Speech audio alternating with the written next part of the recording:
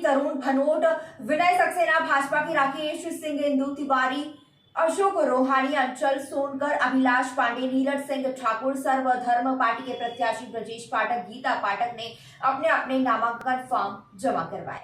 अपने नामांकन फॉर्म जबलपुर विधानसभा चुनाव के नामांकन भरने का शुभ मुहूर्त गुरुवार व बुधवार को भी कई नेताओं ने अपने लिए सही माना। इसके साथ ही चुनावी सरगर्मी में तेजी आ गई है। नामांकन फॉर्म जमा करने में कांग्रेस, बीजेपी के दिग्गजों के अलावा अन्य पार्टियों के उम्मीदवार शामिल थे।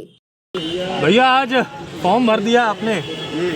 जनता एवं कार्यकर्ताओं का भरपूर आशीर्वाद, उत्साह और उमंग की इस नामांकन रैली में आधार कार्ड से रैली प्रारंभ विभिन्न मार्गों से होते हुए जनता ने अपने घरों से निकलकर मुझे आशीर्वाद दिया और भरपूर मेरा स्वागत किया। तो मैं जनता का आज कर्जदार भी हूँ कि उनका आने वाले समय में ऋण विनम्र भाव से सेवा करके चलाऊंगा। ठीक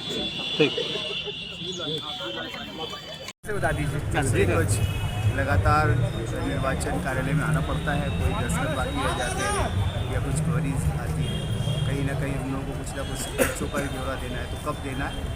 बातचीत करते रहने से कोई गलती त्रुटि ना हो, नियमों में कोई गलती ना संभावित हो, इसके लिए मैं आगे करेंगे। और आप सबके माध्यम से उत्तरवर्तीय नागरिकों से, संस्कारधारी के नागरिकों से आज जोड़ के अपील भी कर रहा हूँ कि हम सबके करे गए कामों पर लगातार लोगों के बीच में जब बने रहेंगे, लगातार लोगों के सुख दुख में बना रहा और लगातार लोगों के काम करता रहा। और हमारी विधानसभा एक विकास का एक मील का पत्थर साबित होने वाली आने वाले भविष्य में। तो आप सबके माध्यम से मैं चाहता हूँ कि पूरे हमारे जो सम्मानित नागरिक हैं पुनः हम लोगों को पूरा भरपूर आशीर्वाद। Thank you. आप किस क्षेत्र से आप प्रत्याशी हैं? आपने फार्म कहाँ पर क्या किया? जबलपुर उत्तर मध्य सर्वधर्म पार्टी के प्रत्याशी। आपका नाम, आपने फार्म भरा क्या थे, पूरा विवरण बताएं। मेरा नाम ब्रजेश पाठक है, उत्तर मध्य जबलपुर से प्रत्याशी। आप किस पार्टी से? सर्वधर्म पार्टी। आपका चुनाव लड़ने का उद्देश्य? हर घर में एक व्यक्ति को शासकीय नौकरी देने की हमारी पार्टी का मिशन है। चाहे उसकी जो भी योग्यता हो, उस आधार पर उनको सरकारी नौकरी देना है, ये पार्टी का मिशन है।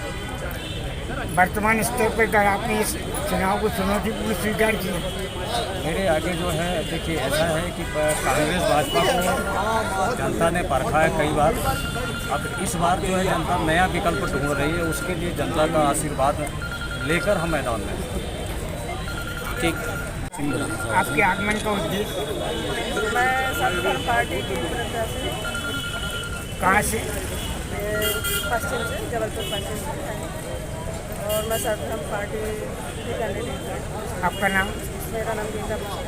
तो चुनाव की भावना आपको कैसे जागृत है? पहले तो मैं कभी सोची भी नहीं थी चुनाव लड़ने के लिए, पर हो गया जब ये सब भ्रष्टाचार देखी तो मुझे भी आया कि मैं जनता के लिए कुछ करूँ। तो आपका क्या है चुनाव की तैयारियों में मतदाताओं को आकर्षित करने का कौन सा प्लान है? घर घर जाके उनको मोटिवेट करना और जो भी हमारा उद्देश्य है उनको पहुंचाना कि हम उसमें काम करना चाहते हैं, उद्देश्य से जनता को जागरूक करना। आज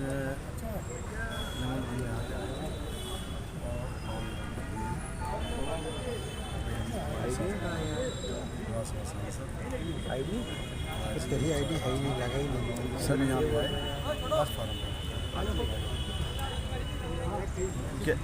क्या मुद्दे रहेंगे आपको?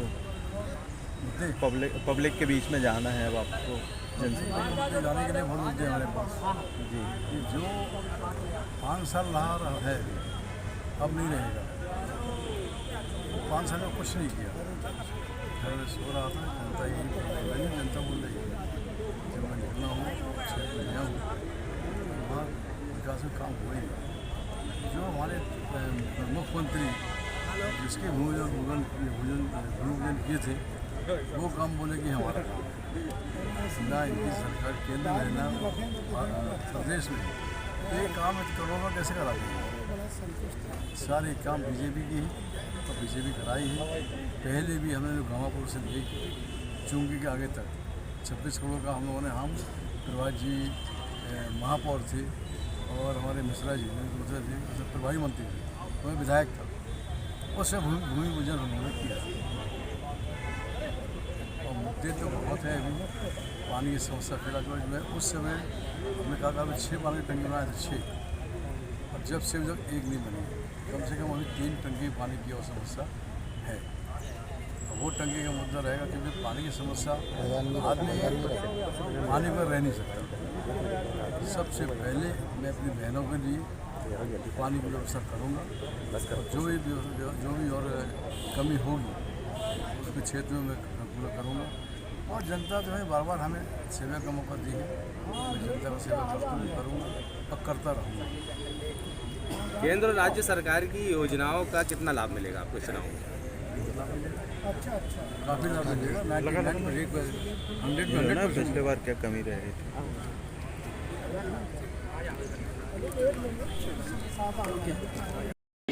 आज नामांकन दिया गया।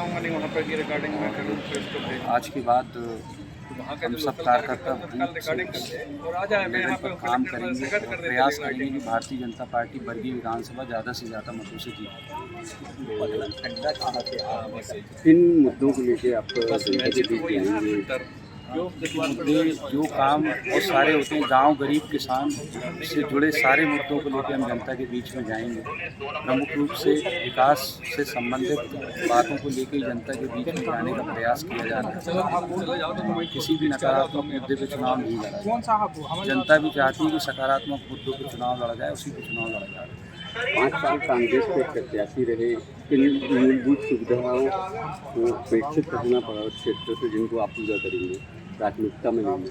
देखिए, मैं ये नहीं कहूँगा कि उनकी नाकामियों को मैं गिनाऊँ, वो जनता को अच्छे से पता है। उनको मुझसे ज़्यादा, प्रत्याशी से ज़्यादा जनता समझदार होती है, जानती है कि किस प्रतिनिधि ने जनता के बीच में क्या काम किया।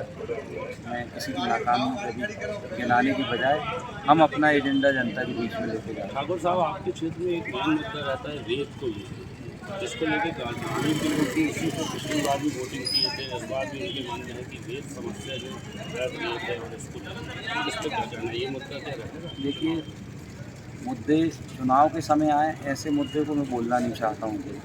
आप जो बोलने वाले मुद्दे होते हैं उस पर कभी कोई काम होता नहीं। जिसको काम करना होता है बिना मुद्दे के भी काम करता है। मैं पिछले बार के परिवर्तन यात्रा जो उन्होंने निकाल के सब जगह शपथ ली थी कि मैं नर्मदा जी से रेत उत्खनन नहीं होने दूँगा, तो बाद में आप उसमें उस मुद्दे से आप बचते रहे या उस मुद्दे पे आपने ध्यान नहीं दिया, तो ये मुझे ऐसा लगता है इससे बेहतर होगा कि आप कुछ काम करें और काम के माध्यम से लोगों को बताएं कि आपने क्या काम किया।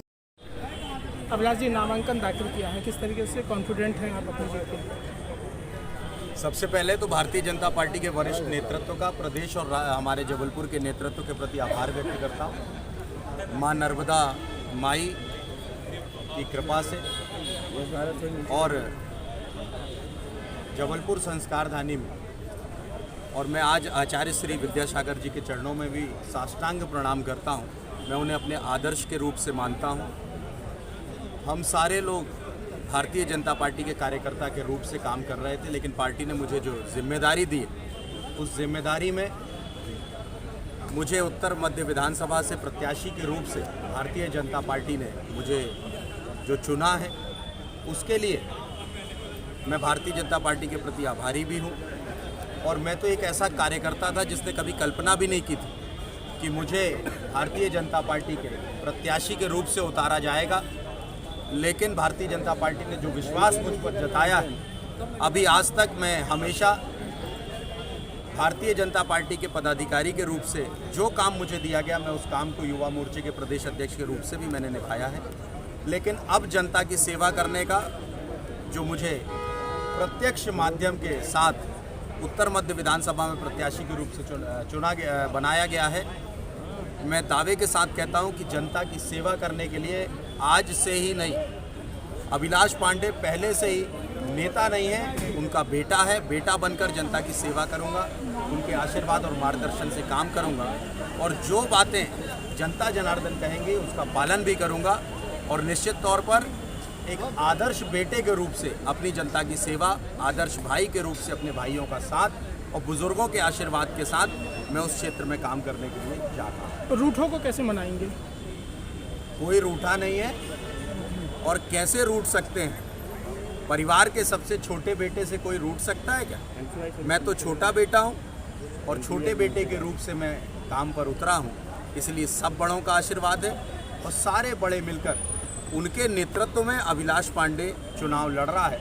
उनका मार्गदर्शन, उनकी रणनीति और अभिलाष पांडे चुनाव के प्रत्याशी के रूप से उतरा है, लेकिन सारे वरिष्ठ एक साथ मिलकर भारतीय जनता पार्टी के जनता के आशीर्वाद के साथ चुनाव लड़ युवा मध्य क्षेत्र में पोस्टर लगाया गया है, बाहरी प्रत्याशी को वोट नहीं।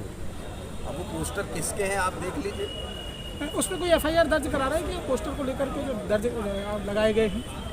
ये तो किसके पोस्टर लगे हैं? बाहरी प्रत्याशी को लेकर के पोस्टर लगाए गए हैं। चल रहा था जी नहीं, आप जरा अच्छे से चिंतन करिए किसके बारे में वो पोस्टर लगे होंगे। मुझे लगता है कि इस विषय की हालांकि मुझे जानकारी नहीं है, लेकिन हो सकता है किसी और पार्टी का अंतरकल है उसके अंदर दिखाई दे रहा हो। समस्त जनता का आशीर्वाद लेकर मैंने अपना नामांकन भरा और हमें पूरा विश्वास है कि एक बार पुनः जो पिछले समय में काम किए हैं, जो काम करने का तरीका रहा है, जैसा लोगों के साथ व्यवहार रहा है, उसको देखते हुए पश्चिम विधानसभा क्षेत्र की जनता पुनः आशीर्वाद देगी।